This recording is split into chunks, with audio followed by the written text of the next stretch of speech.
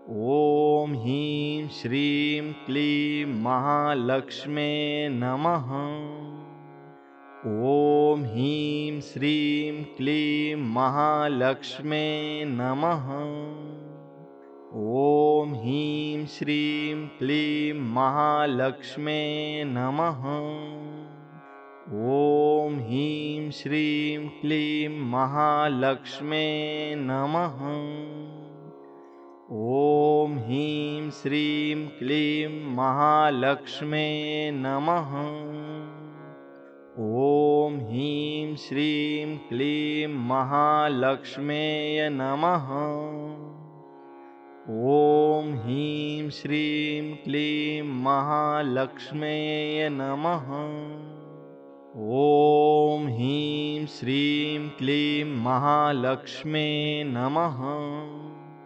ॐ ह्रीं श्रीं क्लीं महालक्ष्मे नमः।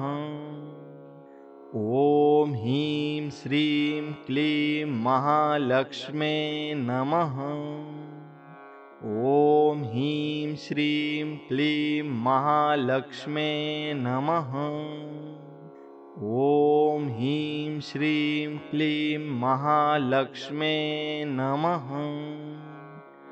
ॐ ह्रीं श्रीं क्लीं महालक्ष्मे नमः। ॐ ह्रीं श्रीं क्लीं महालक्ष्मेय नमः। ॐ ह्रीं श्रीं क्लीं महालक्ष्मेय नमः।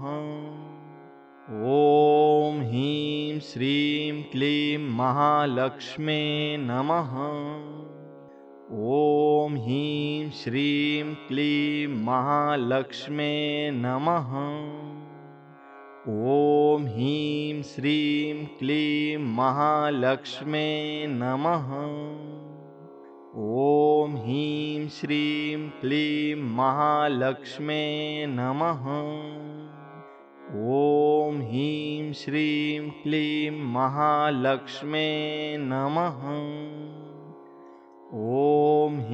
श्रीं क्लीं महालक्ष्मे नमः। ॐ ह्रीं श्रीं क्लीं महालक्ष्मे नमः। ॐ ह्रीं श्रीं क्लीं महालक्ष्मेय नमः। ॐ ह्रीं श्रीं क्लीं महालक्ष्मेय नमः। ॐ ह्रीं श्रीं क्लीं महालक्ष्मे नमः। ॐ ह्रीं श्रीं क्लीं महालक्ष्मे नमः। ॐ ह्रीं श्रीं क्लीं महालक्ष्मे नमः। ॐ ह्रीं श्रीं क्लीं महालक्ष्मे नमः। ॐ ह्रीं श्रीं क्लीं महालक्ष्मे नमः। ॐ ह्रीं श्रीं क्लीं महालक्ष्मे नमः। ॐ ह्रीं श्रीं क्लीं महालक्ष्मेय नमः। ॐ ह्रीं श्रीं क्लीं महालक्ष्मेय नमः। ॐ ह्रीं श्रीं क्लीं महालक्ष्मे नमः। ॐ ह्रीं श्रीं क्लीं महालक्ष्मे नमः। ॐ ह्रीं श्रीं क्लीं महालक्ष्मे नमः। ॐ ह्रीं श्रीं क्लीं महालक्ष्मे नमः। ॐ ह्रीं श्रीं क्लीं महालक्ष्मे नमः। ॐ ह्रीं श्रीं क्लीं महालक्ष्मे नमः।